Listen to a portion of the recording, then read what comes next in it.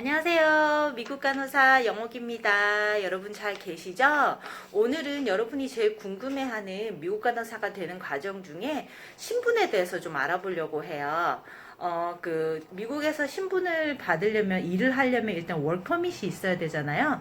근데 그 월퍼밋을 받기 위해서는 여러 가지 방법이 있는데, 첫 번째는, 취업비자, H1B 비자로 일하는 방법이 있고요. 두 번째는 영주권을 받아서 일하는 방법이 있고, 세 번째는 비자로 와서 스폰서십을 찾아가지고 자기의 신분을 바꾸는 과정이 있고요. 네 번째는 학생 비자가 있어요. 자세한 것들은 미국 간호사 포럼 거기서 설명을 해주실 텐데요. 제가 브리프하게 설명을 해드리자면, 취업비자, H1B 비자에서는 선생님이 얘기하시기에는 머물고 있는 목적이 일하는 목적이 돼야 됩니다. 그렇지만 만료기간이 있고요. 그리고 내가 NCLEX 면허증이 있고, 영어가 되고, 비자 스크린이 있다. 그런 경우에는, 취업비자를 받아서 컴퍼니랑 같이 어그리먼트 하에 일을 할 수 있고요. 그 다음에 가장 좋은 방법은 한국에서 영주권을 받아서 오는 방법이지만 굉장히 쉽지가 않겠죠. 하지만 미국 시민권자의 배우자가 있다면 영주권을 가장 받기 쉽겠지만 그 경우도 그렇게 쉬운 방법은 아닌 걸로 우리가 다 알고 있습니다. 그리고 영주권 스폰서를 받을 수 있는데요. 이 경우에도 혼자서 찾는 방법이 있고, 또 다른 방법 같은 경우는 에이전시를 통해서 스폰서를 찾아서 하는 방법이 있습니다.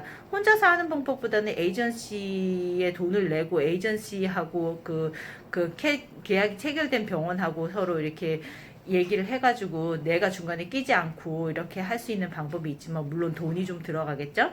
그 다음에 맨 땅에 헤딩, 그러니까 관광비자로 온 스타일은 저 같은 스타일인데요. 저 같은 케이스인데요. 저 같은 경우는 처음에 미국에 관광비자로 와가지고 3개월 동안 여기서 놀다 가겠다 이런 목적으로 왔다고 그렇게 얘기를 공항에서 했었어요. 그러고는 들어왔는데 거기서 이제 아는 친구를 통해서 스폰서십을 찾아가지고 비자를 바꾼 스폰서를 찾아가지고 신분을 바꾼 그런 케이스가 되고요. 네 번째는 학생 비자인데 자기 학생 신분을 유지를 하면서 이 파트타임을 하든지 다른 집 잡을 하든지 다른 일을 하면서, 그러니까 리걸하는 월은 아니겠죠. 그런 식으로 일을 하면서 자기의 스폰서십을 찾는 경우입니다. 그래서 저 같은 경우에 이렇게 얘기를 드리자면, 왜냐면 어떤 분들이 좀 궁금해 하시는 것 같아서, 저 같은 경우에는 럭키하게도 제가 한국에서 엔클렉스를 공부할 때 미국에서 일하던 간호사 언니를 만나게 되었어요. 다음 카페를 통해서. 그 언니의 이름이 세라 언니인데, 세라 언니가 저를 찾을 수 있으면은 저한테 연락 좀 주시기 바랍니다. 지금 연락이 끊긴 지 너무 오래돼가지고. 세라 언니를 통해서 미국에 오게 됐어요. 어떻게 오게 됐냐면, 처음에 이제 엔클렉스를 공부하고, 이제 언니랑 계속 이제 왔다 갔다 이제 이메일을 주고받고 있었는데, 엔클렉스 패스하고 영어 시험을 패스하고 이제 저는 다른 라우스를 통해서 미국에 들어오려고 했었거든요. 그런데 이제 언니한테 이제 얘기를 했더니, 언니 저 축하해 주세요. 저 엔클렉스하고 영어도 패스했어요. 그러니까 그래? 그러면 나 룸메이트 필요한데 너 우리 집에 올래? 이렇게 된 거였어요. 그래서 저 같은 경우는 굉장히 럭키 됐었죠. 그래서 엔클렉스하고 영어 시험을 패스한 후에 3개월 만에 영어 시험 패스하고 3개월 만에 짐도 제대로, 미국에 있는 통장이고 뭐고 제대로 정리도 안 한 상태에서 짐 후다닥 싸가지고 오게 된 경우에요. 미국 농담 중에 그런 말이 있어요. 여기 이민자들 사이에서 미국에서의 삶은, 인생은 누가 공항에 데리러 오느냐에 따라 결정이 된다. 공항에 간호사가 너를 데리러 오면 너의 직업은 간호사가 될 것이고, 목수가 너를 데리러 오면 너의 직업은 목수가 될 것이다. 이런 말이 있어요. 우스갯소리로. 그러니까 공항에 간호사 언니가 데리러 왔으니까 저도 간호사가 되어 있겠죠. 그건 아니고요. 하여튼 언니 통해서 매니저를 만나고, 그 매니저하고 이제 얘기를 해가지고 인터뷰를 해서 제가 일을 시작하게 된 경우거든요. 그런데 쉽지는 않았어요. 왜냐면 저는 저 나름대로 영어를 좀 한다고 생각을 했었는데, 인터뷰하고 그 리크루터가 전화 와가지고 그 언니한테 너 친구가 도대체 영어를 제대로 할 수 있는 아이인지 모르겠다, 할 수 있는 간호사인지 모르겠다, 이렇게 얘기를 해가지고 저 나름대로 굉장히 상처받았어요. 그래서 그 왜 우리가 못하는 분야를 누가 이렇게 멘션하고 그걸 포인트아웃 하면 좀 상처되잖아요, 솔직히.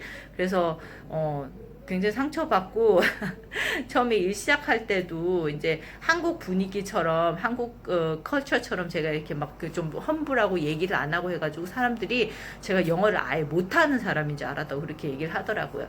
제가 지난번에도 말씀드렸듯이 영어 미국에서 간호사로 살아남는다, 미국에서 살아남는다, 그렇게 되려면 내가 뭘 잘하는지 잘난 척하면서 막 이렇게 할 필요는 없지만 내가 어느 정도의 영어 실력은 된다라는 거를 자신 있게 보여줄 수 있어야 합니다. 물론 인터뷰 볼 때도 마찬가지고 리크루터 만날 때도 마찬가지고 제가 그런 강한 모습을 자신 있는 모습을 보여주지 않았기 때문에 인터뷰에서 그렇게 임프레시브한 그런 인상은 주지 못했는데요.